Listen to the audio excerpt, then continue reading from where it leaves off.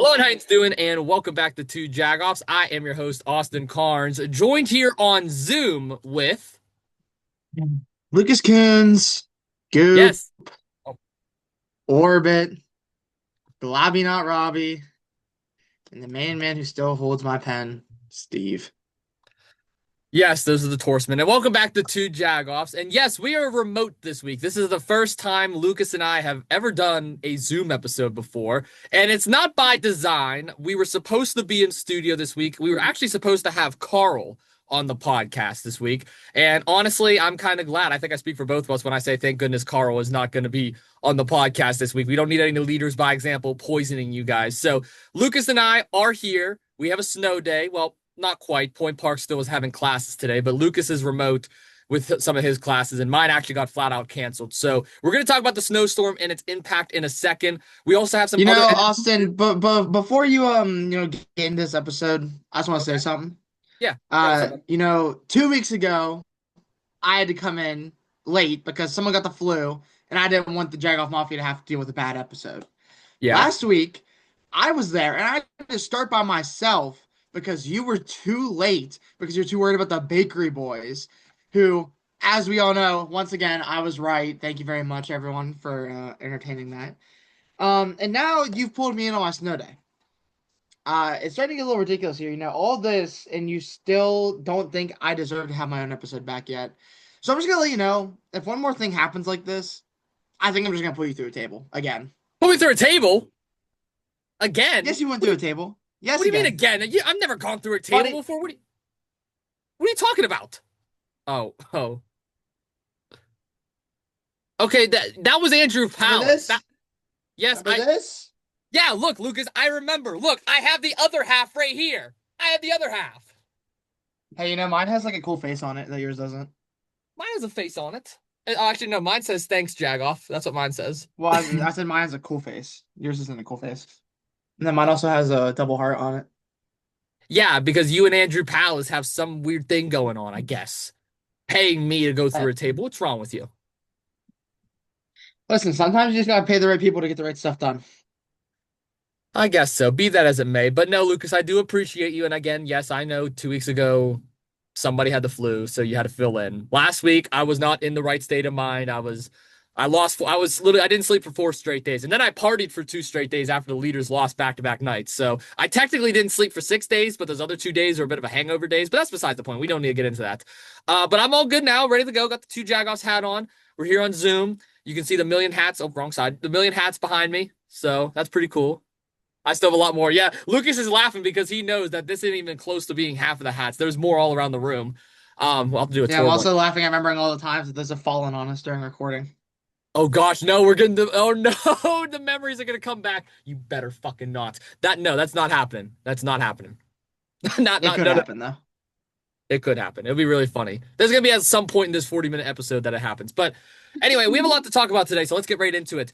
Like I was saying before, there is a massive snowstorm, not just in Pittsburgh, but on the East Coast right now here in America. And I have to say that because we found out that we still have listeners internationally, which is still crazy to us. Shout out to the dude in India. Shout out to the UK listeners, the 6% Canadian listeners. I was surprised by that too.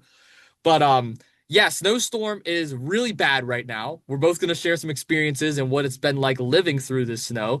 Obviously, we are commuters, so we are not going to risk our lives and come downtown at the moment because honestly, and I think I speak for both of us, Lucas will get a little more direct with this, but I don't fully agree with the decision to keep the campus open. I understand why students on campus can get the class easier, but us commuters, with this much snow on the ground and the current state of downtown Pittsburgh, there is no way in hell that they should expect students to be there. And that doesn't just go for Point Park, that goes for any university or even any school in general that remains open right now. If it's getting to the point where there's stores and restaurants closing their hours and limiting their staff, that should just show, okay, maybe school isn't as essential right now when there's a literal state of emergency that was said by Mayor Corey O'Connor. But go ahead, Lucas. Talk about the snowstorm. Yeah, I'll be a little bit more direct. I fully disagree with the decision. Um, like you said, there's a state of emergency in Pittsburgh right now, and pretty much every other college campus and school around here is closed. I think the decision is straight up just unnecessary to make kids go in. I think it's actually dangerous. And, I'm not going to name drop anybody, but certain people have said about 9 million times that student safety is a top priority. I don't know how you're still going to sit there and say that with a straight face after saying that you want us commuters to come in on roads that are being labeled as unsafe by the mayor of the city. I hate to break it to Point Park officials, but none of you know more than the mayor does about the city. So if the mayor is saying to stay home and it's not safe, I don't know what you think is gonna go right from having students come in. No education is worth a person's life. It'll never be more valuable than a person's life. Mhm. And that is why me, you, and a lot of other commuters have made the decision that we're just not going in, even though classes have decided to resume. So I will be sitting in my nice, comfortable, safe environment house, and I will not be setting foot in the unplowed streets of Pittsburgh. I fully agree with you on that because my original plan today was to attend my 11:20 to 12:50 class and then dart over to the media hub and set up for when Carl came down. And I made the executive decision, okay, well, my professor, which thank you to all the professors that are making the decision to either have the classes on Zoom, remote, or just flat out canceled because you are the real unsung heroes here. But my professor, before the announcement was even made, he pretty much said, yeah, no, conditions are too bad. I don't feel like going downtown. Just do what you can on Canvas, and we'll talk about the rest on Thursday if we even have class then. So I was like, okay, well, if my class is already canceled, I have no reason to be in the city aside for this episode. So I told Carl, which he didn't really take too kindly to. He said he's going to respond later on social media. I don't exactly know what he means by that. But anywho, Carl said, I told Carl we're not doing the episode. Let's just do something on Zoom real quick. And there's plenty of topics to cover in a little bit too. There's a lot of stuff going on, especially here in Pittsburgh to cover. But the snowstorm, dude, right now, I mean, like, we both had to work in it. It's not like we're trying to avoid it. It's not like we're trying to sit up here and be babies about this, like, oh, well, it's too much snow. We want to stay home. No, we still made commitments to actually go do what's important in life. You were outside, what? Pushing a bunch of shopping carts at Giant Eagle, and I'm at work cleaning up a bunch of dog shit and running around with dogs out in the snow. So it's not like neither one of us are being at home and just being lazy about this. No, there's a literal state of emergency right now. Hmm. Yeah, no, I mean, yeah, I'm not gonna go too into detail because once again, I don't really want to like flame anybody necessarily. But yeah, it's unsafe right now, so I don't find a need for this to continue. And I do think everyone should stay home. I mean, I read a news article that across the country 30 people have now died from the snowstorm confirmed. So Oh, it's just unsafe. It's awful. just stay inside. Stay inside. Yeah, stay inside, be safe, do what you can. Shout out to my parents too. I'll have to share the story at a different time when we're not on time constraints. But my dad had a genius idea on how to get rid of the snow on our street. So shout out to my dad. Maybe I'll have him tell it on the Super Bowl special. I think that'll be really funny. But it was absolutely hilarious. Um, with that all being said, though, with the snowstorm, and then one last thing about this, and then we'll move on. Shout out to Mayor Corey O'Connor. I don't like getting political, but I am going to give credit to him. I love the response that he had to downtown. Although downtown is a complete train wreck right now, that man's literally out there himself shoveling cars from out of the snow. So I got to give credit where credit is due. Very happy. I had the privilege of meeting him a couple months ago. I was a little questionable at first with him being the mayor, but dude, I got to be honest, I'm impressed. Very, very impressed. And he's a fan of two Jagoffs. So let's go. He's a two Jagoffs. He's very transparent and he embodies what a Pittsburgh mayor should be by wearing his Steelers clothing on his social releases. So I like him so far. Yes, I don't think it could have gotten any worse from our last administration here in Pittsburgh. fully agree. Fully agree on that. All right, let's get into what people want to talk about. First, though, we did have an interview this past weekend. It was amateur wrestler Reese Hayes. I got to be honest, I don't really care for Reese as much on commentary. I know it's me being biased, but oh well, it's my podcast. I can be as biased as I want. But Reese was actually an amazing guest. I had a great conversation with him, very insightful on his wrestling career and 880 as a whole. Definitely go check that episode out. That one was fun. The episode that's coming out on Sunday, though, which it's still scheduled to, since it was recorded last week, the 880 World Champion Nick's Wild. They will be joining the podcast. And I got to be honest, Lucas, they had a lot of choice words for me and some of the other shenanigans that go on behind the commentator's desk. So you'll probably like that episode because I get picked on in it. So No, well, that's perfect for me then. yeah, perfect for you. But yeah, Nick's Wild comes out this Sunday, same time, same place. We'll have promos like normal. Now, next week, just for the announcements, that is when our Super Bowl special will happen. A week from today, the Super Bowl special is going to come on. We'll have an all-star panel. We'll bring you all the action. It's going to be a lot of fun. As of right now, myself, you, and my dad is confirmed for that episode. Can't wait for it. It's going to be a great time. It's going to be a great, great time. I love the Super Bowl special. I love me some Horseman predictions. Oh gosh, yeah. Is this our first time the three of us getting back together too? Me, you, and my dad since what, like week 15, week 16? It's been a while. It's been a long time. I don't know the last time all three of us were together. And this is the first appearance of the Four Horsemen on the Super Bowl special. So That is true. Well, I thought Steve was on it last year. yeah, but not as like a group. Oh, okay, okay, gotcha, gotcha. Yeah, because I didn't go to Wendy's until like a couple months after to get Orbit. All right, well, let's get into the NFL news. Let's get into some of the sports headlines. There's actually some people excited for us to talk about hockey. I made the announcement on Facebook that we were going to cover some Penguins since we haven't talked about it in a while. And a lot of people were actually interested to hear our opinions on it. So I guess we got to bring back some more Penguins topics. You're already ready to go with the hat, I see. But let's talk about You this. know, I've been paying attention. I've been paying attention to my hockey. Same here, same here. I've been very impressed with this team. But let's address the elephant in the room here. The Steelers have finally found a brand new head coach. For the fourth time in franchise history, the Steelers will be hiring a new coach, that being Mike McCarthy. Of course, the list goes as follows: Chuck Noll, Bill Cowher, Mike Tomlin, and now Mike McCarthy. Lucas, you're the Steelers fan of the podcast. I've had a lot of choice words to say about this online myself, but this will be the first time we both are addressing it on a podcast. Do you like the move, yes or no? I'm kind of in the middle. I don't like the people saying this is a terrible move, and I don't like the people saying this is a fantastic move. We don't know yet. He's a proven coach that he can get to the playoffs. He's won a Super Bowl before, but that's about it. He doesn't have a great track record recently of actually winning in the playoffs, just making it. Um, I don't personally believe he's a terrible coach, and I don't personally even believe he's a terrible fit for this team. I don't think he's a long-term coach, as he already is getting pretty old. And like I said, his playoff experience is a little iffy with an offense that you could argue is better than ours. Um, so I'm interested to see who he's going to bring in as his offensive coordinator and defensive coordinator for this team. That's kind of where I'm going to say, okay, this might not be a good fit at all, or okay, this could be a decent fit. The one check box we did check off was offensive minded head coach. We needed an offensive minded head coach very bad. And the other checkbox is we needed someone that can develop young quarterbacks. I think that he can develop young quarterbacks. I mean, he basically fixed Aaron Rodgers and led him into his prime. So I'm excited to see what he can do with Howard. I'm excited to see what we draft this upcoming draft in Pittsburgh.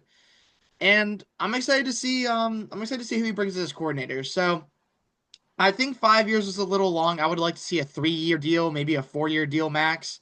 But I personally don't think this is a terrible move at all. And especially now hearing that apparently some of the other coaches absolutely bombed the interview. Yeah, I'm starting to think this might not have been the worst move of all time. This is where we differ. I am not a fan of this move whatsoever, and I'll lay out why. I personally believe Mike McCarthy isn't an awful head coach. If you remember the clip that went a little viral from Steel City last year, it was actually about a year ago to this day. I made the statement that Mike McCarthy should work at a Moe's rather than an NFL head coaching job. And I'm not going to be as extreme there. I'm going to retract that statement. I was just trying to be funny at the time.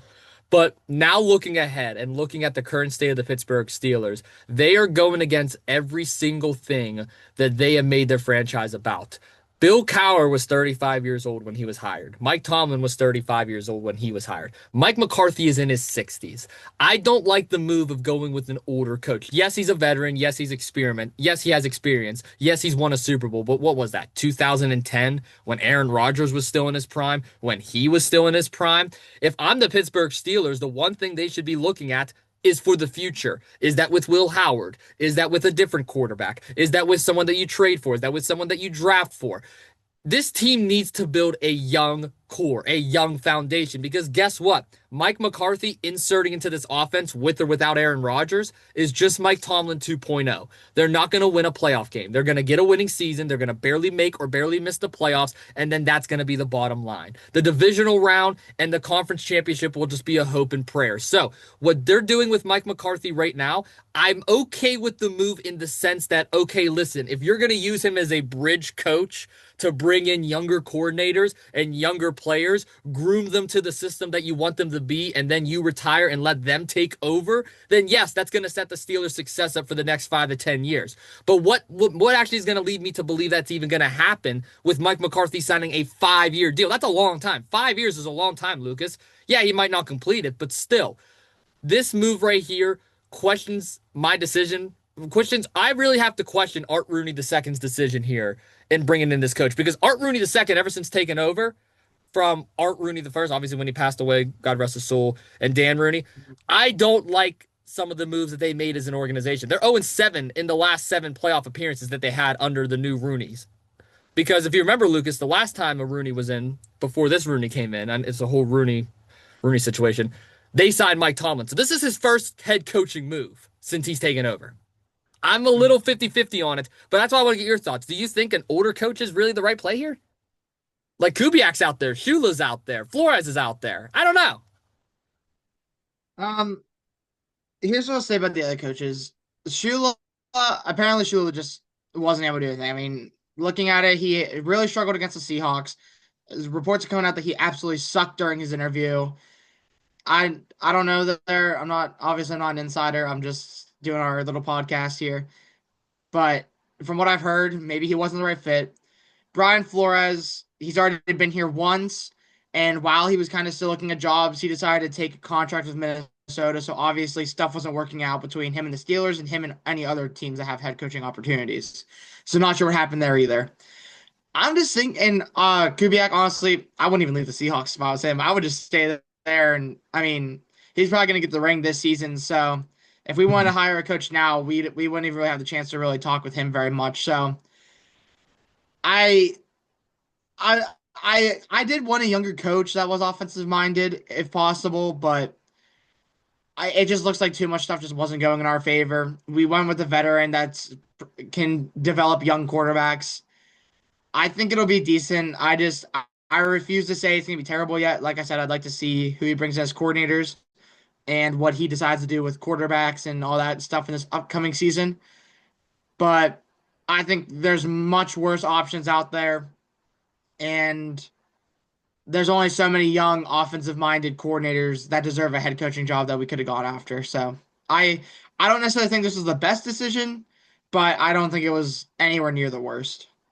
Issue with Pittsburgh right now too is there's no coach on the market like a Ben Johnson. Like Ben Johnson was ready to be a head coach for 2 years when he was with Detroit. We all knew that. So when you look at the coaching market this year, there's no head coach that you can point out and be like, yes, that guy right there, we're all going to be fighting over. Because the only guy that you would have made that case for is Mike Tomlin, but Mike Tomlin isn't coaching anymore. So there's really no head coaches that you can confidently say, yes, that guy right there. He's even Kubiak, as great as he is, no one's really pointing at him like a Ben Johnson was a couple years ago. So there's still a lot of stuff that needs to be done in the offseason. I'm just hoping it's not a copy and paste from the 2026 offseason to the 2027 offseason to the 2028 offseason, and then so on and so beyond, because that is the kind of pace that we're at right now.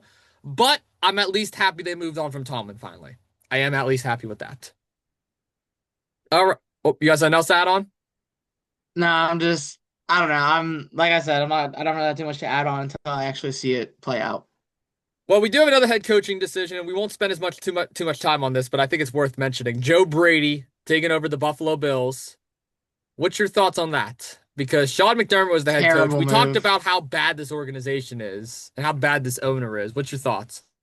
That was a terrible move. They should have just kept McDermott. This is such a bad signing, in my opinion. I think that they should have waited longer and talked to some of these coaches that are still in the playoffs, going into the Super Bowl and stuff like that. Um, I, I mean, I know you saw there's a petition going around Buffalo right now with like over 100,000 signatures to bring back McDermott.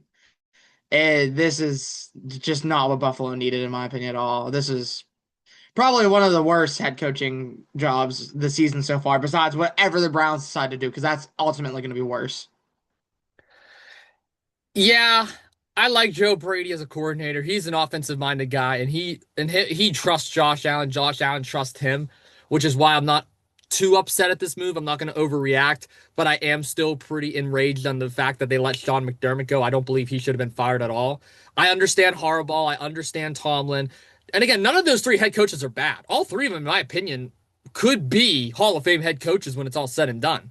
And I mean, Harbaugh definitely, Tomlin definitely, Sean McDermott's a debate, but all Yeah, three of he's them like are. 50-50. Yeah, he's 50-50 just because of the playoff resume. But Harbaugh and Tomlin, they got Super Bowls. So yeah, they're easily going to be there. What the hell is that? That's the guy in that meeting. Okay. All right. Well, there you go. Lucas just hated gummy bears. I'm talking about Joe Brady. I'm But, hungry. You didn't let me. I just woke up and you called me like episode this, episode that, so I didn't get to eat breakfast yet. well, I'm sorry. Oh, gosh. There's a snowstorm outside. What? You just punch your computer in frustration? Yes, I did. Listen, dude. Hey, think about it like this. As upset as you may be at me for waking you up as you're drinking out of your Gannon Jones Jr. bottle. There you go. I was waiting for it. I'm just glad I don't got to deal with Carl today. That's the best part. And also, I'm kind of cold right now. I might have frostbite. Did you not see the promo? That seems like a you problem, man. I mean, I enjoyed that promo. Yeah, I bet you did because it involved me getting hurt. Exactly. That's my favorite type of promos. Okay. Well, let's get to God, I the can't wait moment for Lucas everybody's been waiting. Carries. What's that? I just said I can't wait for Lucas Carries. Yeah, I'm glad it's being pushed back another month. Um, let's talk about the Pittsburgh Penguins. Wow. Wow, wow, wow. I got to give them some credit. I was not too impressed with them beginning of the year. I was questioning the head coaching decisions, even the goalie trade. But as of right now, Skinner looks good. The team looks good. I'm impressed. What's your thoughts, Lucas? You're wearing the Penguins hat. I think it's only fair you take this one away first. Well, we had the best goalie duo since the December break. We are one of the top two teams, I want to say, since the December break. I think we're in a good position right now. Um, we're a playoff contender again. We're about the only spotlight in Pittsburgh at the moment. I I don't really have anything to complain about on this team.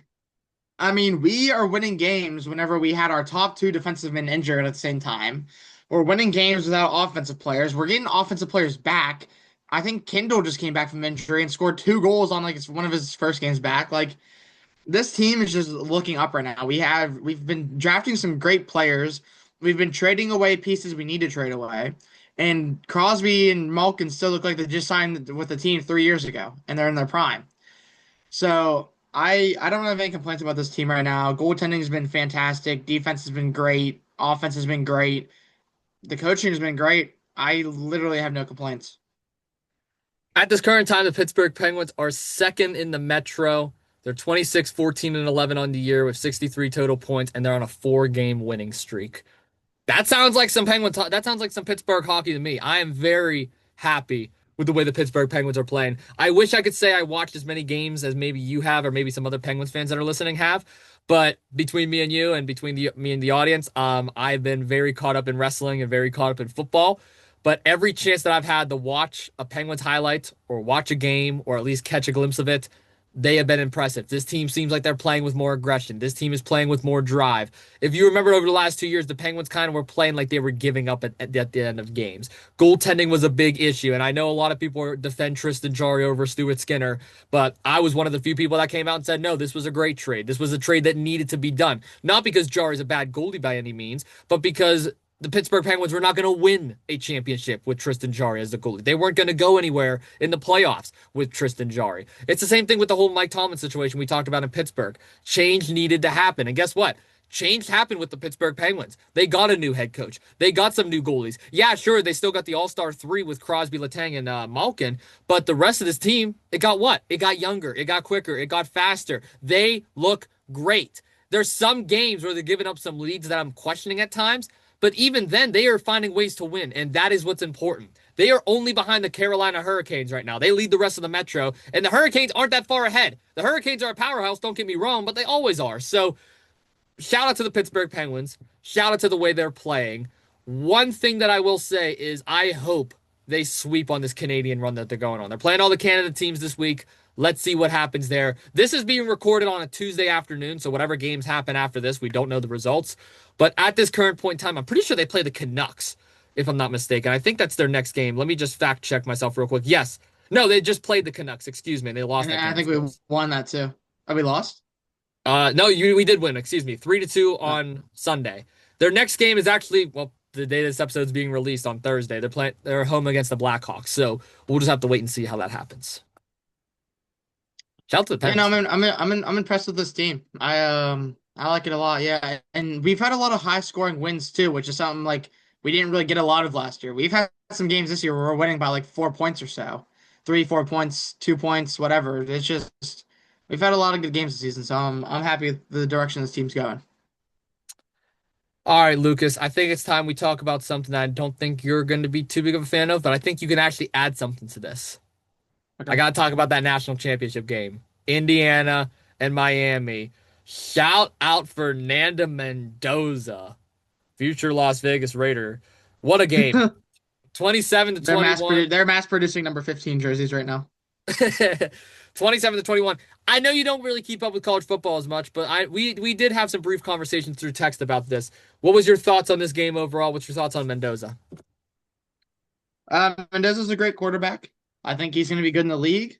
Um, I think that he's going to be one of the very few bright spots on this Raiders team. As we all know, he is going to the Raiders. It's basically confirmed.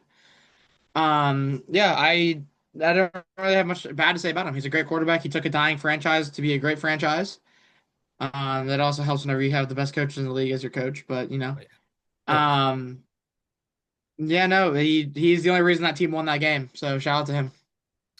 Shout out to Coach Kurt Signetti, a fellow Yinzer himself.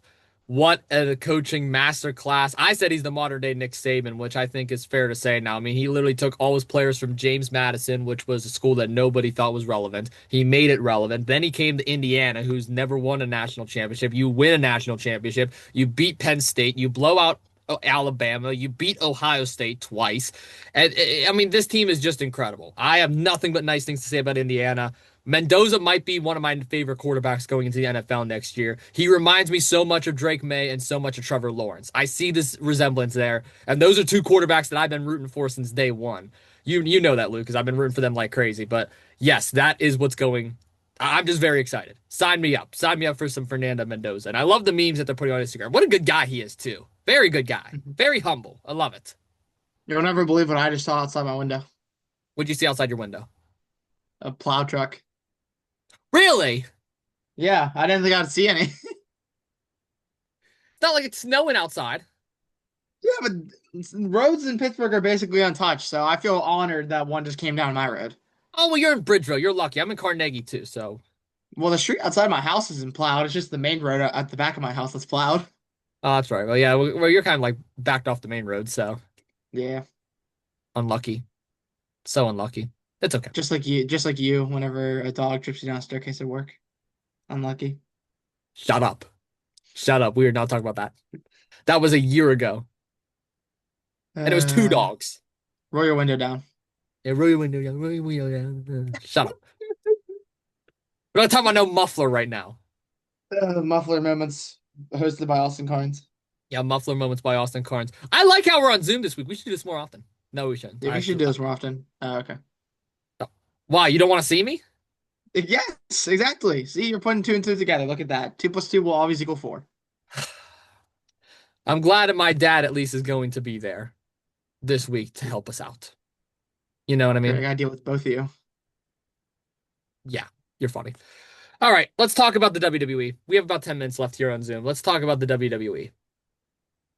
Royal Rumble is this Saturday. It's in Saudi Arabia. I will be watching. I am not, there's four matches confirmed right now. We got the men's Rumble, the women's Rumble. We got the WWE Championship where Drew McIntyre will be defending against Sami Zayn, who won the Saturday night's main event fatal four-way against Trick Williams, Randy Orton, and Damian Priest. And then we also have Gunther versus AJ Styles, where AJ Styles is putting his career on the line. If Gunther wins, this will be the third wrestler in the last 7 months that he has retired because Goldberg was the first, then John Cena, now AJ Styles. Let's start off with the men's Rumble, Lucas. Who you got locked in? We're just going to go around the whole board real quick. I really want to say it's Finn Balor winning it. I think now more than ever he needs his push. Mm-hmm. They want to act like they're giving it to him right now. So if you don't give it to him now, I don't know what you're doing. I think the whole thing where they said that the Royal Rumble's full is just them playing into the part where he's somehow going to get in, someone's going to get hurt, he's going to replace someone, he's going to attack someone and then take their spot. Something's going to happen where he shows up. The whole vision in being in the Rumble seems really weird though. At the same time, whatever that GM's name is, I forget. He basically played suck up Adam on the Pierce. ep- on yeah, Adam Pierce. He just played suck up and put all of them in the Rumble, which makes me think that one of them is gonna win it because they're gonna have to turn on like the other ones and eliminate some of them. Or I saw another rumor that they're just all squash people for Obafemi to throw out of the ring. That'd be pretty funny actually. I really want to say Obafemi, but you won't let me, so I'm not allowed to say Obafemi. Not yet. Not yet. One more year. Um, He's only 27. He got time. so I guess I'm gonna have to lock in Balor or Breaker. Those are the only two that make sense, and I really, really, for the love of God, hope it's Balor, or else he's never getting pushed in his career. I hope it's Balor for your mental sake, but Braun Breaker makes the most sense here.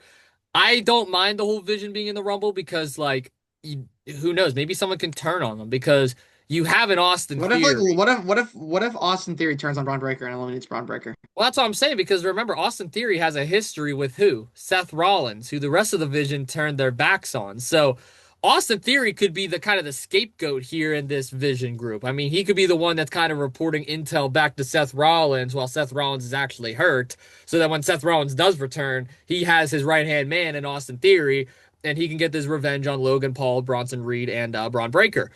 Bronson Reed, I don't think is going to win it at all. I love Bronson Reed, but I just don't see them pushing him at all for this. I could see an angle where they do pull the card on Logan Paul because, I mean, I got to give Paul credit where credit is due. Not many people are talking about this on social media. He's been at every single Monday Night Raw for the last 2 months. It's not like he's just coming for the pay-per-views or premium live events when he first joined. No, he is there every single week on the same schedule as all the other wrestlers on the roster. I got to give him credit for that because Logan Paul is successful outside of wrestling. So they may finally pull the trigger on him and be like, hey, this guy's actually showing up. This guy's being consistent enough. We may actually throw him in the mix here. But dude, the And way he's they actually a built, good wrestler. He's talented. yeah, he's talented enough to get the job done. But the way they're building Braun Breaker right now, Braun Breaker is the most vicious heel outside of Gunther, obviously, that Monday Night Raw has.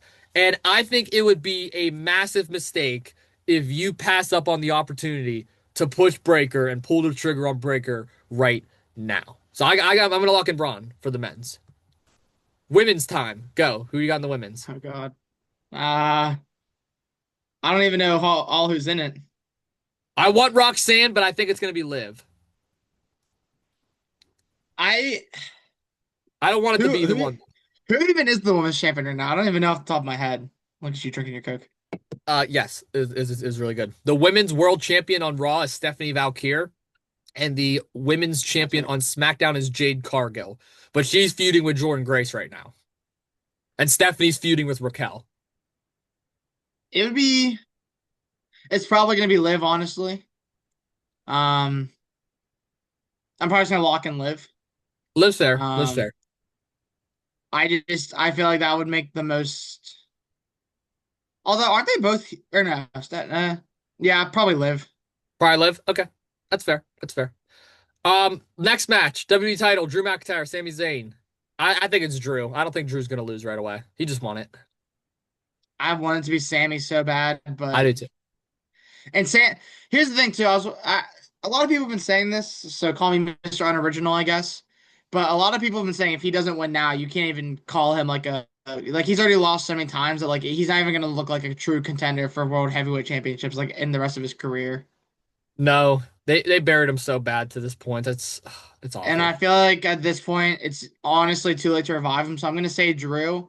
If Sammy does win, Sammy should win realistically because if not, his career is officially buried. But I Mhm. don't see them letting him win it. I think that he's just forever gonna be a low level mid card champion or not champion at all. Honestly, I agree. I think Drew McIntyre's gonna get the win here. I mean, I said vicious heel on Raw. Drew's easily the most vicious heel on SmackDown right now. Love me some Drew McIntyre. I love how he's still taking shots at Cody while Cody's feuding with Jacob Fatu. So that's pretty cool. Last match, retirement match most likely. Gunther versus AJ Styles. Are we gonna see the last of AJ Styles at the Royal Rumble, or is Gunther going to get yet another body? That's a bad way of wording that. It's Let me got reword that. it's Let me reword that. Gunther is getting another victim. There we go. still sounds just as bad now that you said it twice. I'm gonna say Gunther here. I I don't see a world where it makes sense for Gunther to lose this match. It would honestly make him look weaker at that point. Hmm. I mean, who knows? Maybe like John Cena or like return, like save AJ or something crazy like that.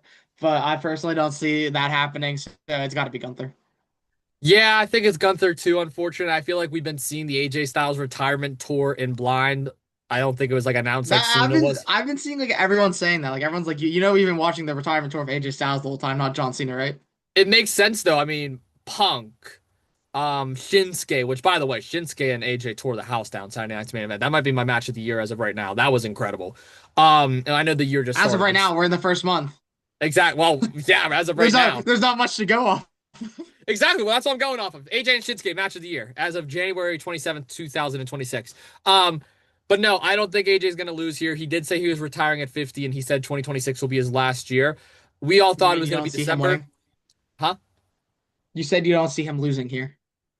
I'm sorry. I don't see him winning here. My apologies. I don't see him winning here. AJ is going to lose to the ring general Gunther. Or as he says it, El the Ring era. General. There it is. Gunther. There we go. Well, ladies and gentlemen, that right there is going to conclude our Zoom episode of Two Jagoffs today. We've done Zoom episodes in the past before on Two Jagoffs. I tried not to do it. I love the in-person interactions, but I feel like this is better than the studio, than the home studio, and this is better than us possibly dying in the city. So don't forget, this Sunday, Nick's Wild will be on the podcast in the Media Hub. That episode comes out normal time. And then a week from today, the Super Bowl special is here. The panel will be back, and we'll be talking about the Seattle Seahawks versus the New England Patriots. We'll recap the conference games too. That's why we didn't talk about in this episode. So make sure you tune into that one to hear all things NFL, including the halftime show. We'll talk about the halftime show as well. Lucas, do you got any final words here before we end things off? Make sure to check us out everywhere. Make sure to check out the Sunday, I guess. Even though I'm not there. I know it's sad having to deal with Austin, but it's all right. There's other people there too. Don't give me that face. Um, I had a great time. The tourists are still here. They're also waiting for breakfast. I know they're a little hungry. Austin made us all get up a little extra early for work today. Yeah. Hopefully next time we talk about something like this, it'll be on the Lucas Carries. And yeah, hopefully I don't have to put you through the table. And Thanks, maybe you should Lucas. warm up. That probably looks pretty brutal. Thanks, Lucas. Yeah, and thanks to my dad too for ruining it. Anyway, thank you all so much for tuning in to Two Jagoffs. I'm Austin Cairns. That is Lucas Kuhns and the Torseman. And we will see you There you go. all in the next one. Peace.